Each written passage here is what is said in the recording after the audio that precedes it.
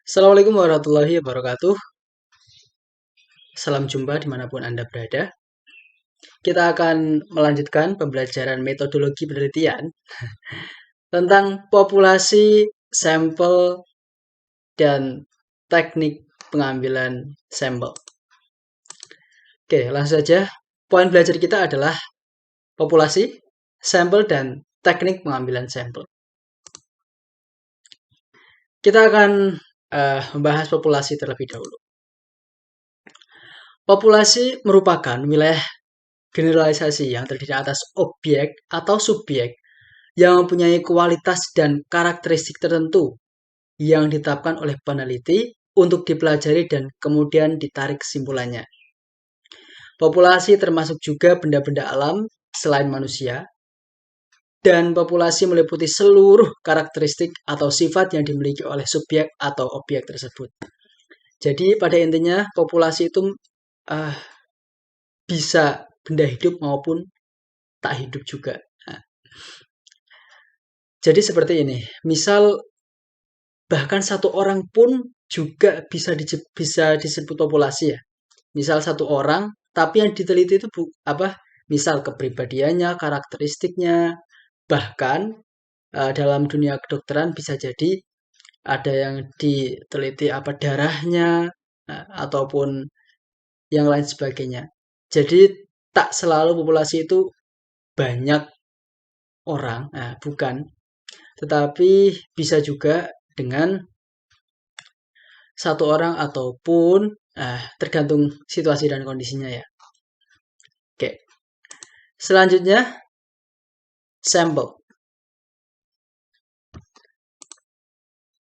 Sampel merupakan bagian dari jumlah dan karakteristik yang dimiliki oleh populasi. Sampel yang diambil dari populasi harus benar-benar representatif atau mewakili ya.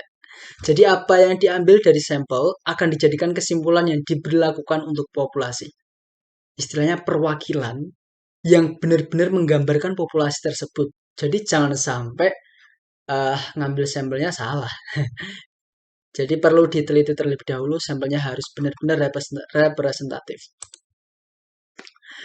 Sekarang poin ketiga adalah teknik sampling. Wow, terlalu cepat nggak? Nggak lah. Oke, kita lanjut dulu. Jadi teknik sampling secara garis besar dikelompokkan menjadi dua. Yang pertama adalah probability sampling, dan non-probability sampling. Nah, apa itu probability sampling? Yaitu teknik pengambilan sampel yang memberikan peluang yang sama bagi setiap anggota populasi untuk dipilih menjadi anggota sampel. Nah, jadi semuanya dapat kesempatan yang sama untuk terpilih jadi ini ya, sampel ya, di antara populasi tersebut. Sedangkan non-probability sampling, yaitu sebaliknya, teknik pengambilan sampel yang tidak memberikan peluang yang sama bagi setiap anggota populasi untuk dipilih menjadi anggota sampel. Nah, perbedaannya di situ. Jadi kalau istilahnya lebih adil probability sampling lah ya. Oke, kita lanjutkan. Tapi tergantung situasi dan kondisi. Nah, ini kan secara kasat mata aja. Tapi belum tentu istilahnya orang tua memberikan anaknya yang kelas 5 itu Rp5.000 dengan memberikan anaknya yang ada di kelas 3 aliyah Rp5.000 itu mungkin dari kasat mata adil karena sama, tapi bisa jadi tidak adil. Nah, karena kebutuhannya berbeda. Jadi mungkin kasat matanya probability sampling lebih adil, tapi kita nggak tahu, tergantung konteksnya masing-masing. Jadi probability sampling meliputi simple random sampling, proportionate stratified random sampling, disproportionate stratified random sampling, dan cluster sampling. Sedangkan non-probability sampling meliputi sampling sistematis, sampling kuota, sampling incidental, sampling purposive atau biasanya purposive sampling, sampling jenuh, dan snowball sampling. Kita lanjutkan teknik sampling yang ini ya, probability dulu. Yang pertama adalah simple random sampling. Nah, pengambilan anggota sampel dilakukan secara acak tanpa memperhatikan strata ataupun tanpa memperhatikan tingkatan ya. Jadi cara ini dapat dilakukan apabila data populasi dianggap homogen. Jadi langsung acak aja. Nah, selanjutnya adalah proportionate stratified random sampling, yaitu dilakukan apabila data populasi dianggap heterogen dan berstrata secara proporsional. Jadi ini ada ini ya, tingkatannya itu emang benar-benar baku. Nah, misal populasi dalam pegawai Unwali Songo Semarang ada lulusan S1, S2, S3 ataupun SMP, SMP enggak ya, kalau SD enggak lah. Jadi mungkin suatu perusahaan memiliki lulusan S1 ada, lulusan SMA ada, lulusan SMP ada, lulusan SD ada. Itu nanti pakai proportionate stratified random sampling. Jadi heterogen dan berstrata secara proporsional. Ada pengotak-kotakan, dikotak-kotakin tapi memang benar-benar proporsional. Istilahnya jenjang yang diakui lah. Lanjut, probability sampling, disproportionate stratified random sampling. Nah, jadi bedanya ini dengan yang tadi adalah berstrata ataupun bertingkatan sama tapi kurang proporsional. Nah, kenapa kurang proporsional? Misalnya pegawai PT Mencari Cinta Sejati memiliki 3 orang lulusan S3, 4 orang lulusan S2, 90 orang lulusan S1, 800 orang lulusan SMU, 700 orang lulusan SMP.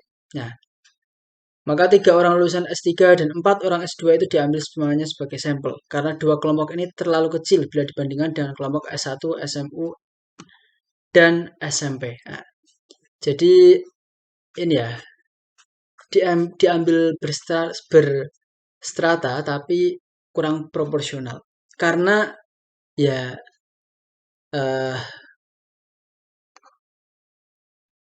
karena dalam kelompok yang terlalu kecil ini, nah, ya udah lanjut diambil semuanya, 3 orang diambil semuanya, 4 orang lulusan S2 diambil semuanya karena nggak mungkin kalau masih diambil sampelnya lagi kan masih udah terlalu kecil toh jumlahnya. Nah, seperti itu. Jadi berstrata tapi kurang proporsional. Ya istilahnya jumlahnya lah kurang proporsional. Selanjutnya adalah cluster sampling dalam probability sampling.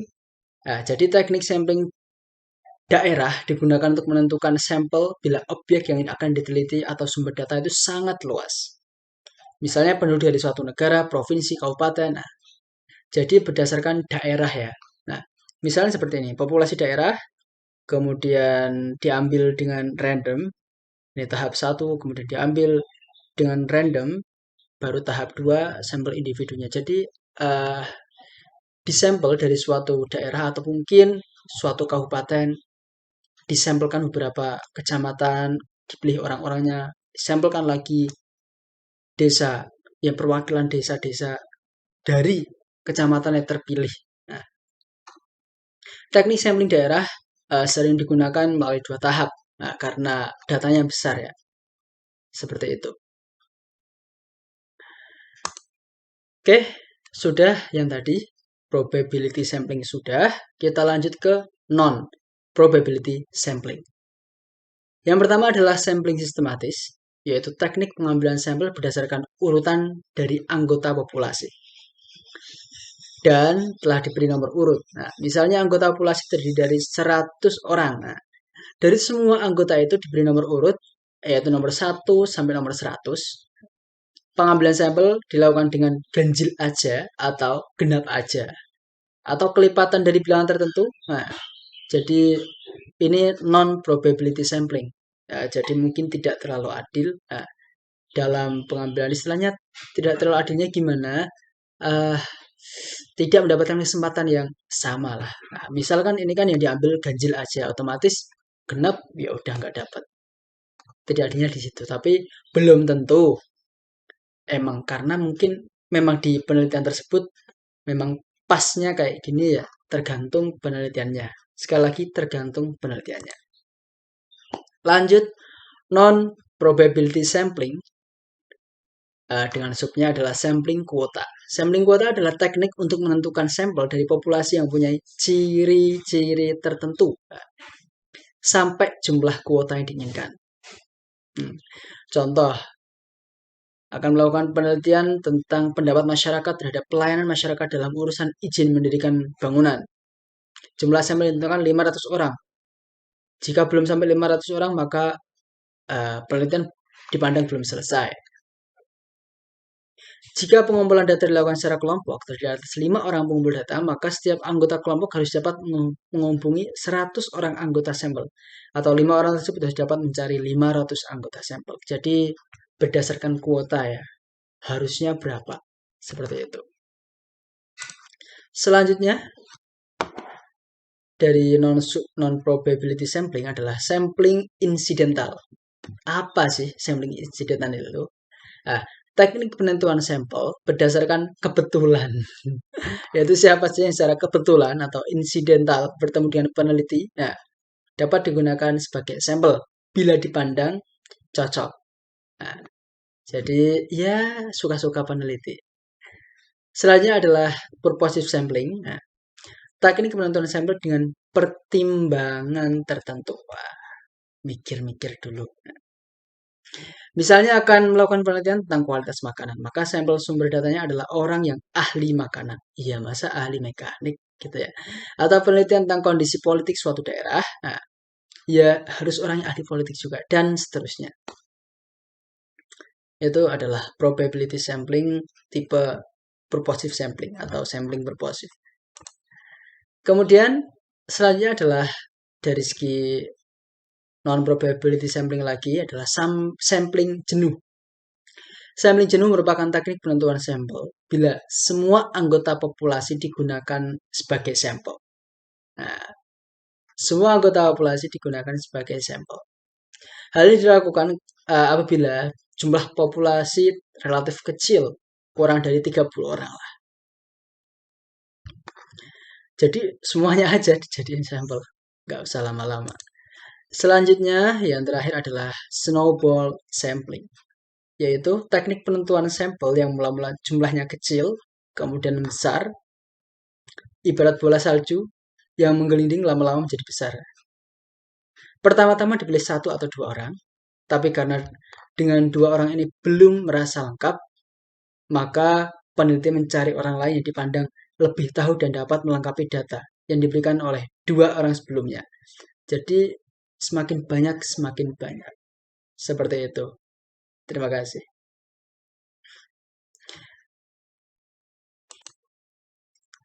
Oke, terima kasih telah menyimak sampai akhir tentang populasi, sampel, dan teknik sampling. Semoga bermanfaat. Jika ada yang ditanyakan, boleh disampaikan di komentar ya. Terima kasih. Assalamualaikum warahmatullahi wabarakatuh.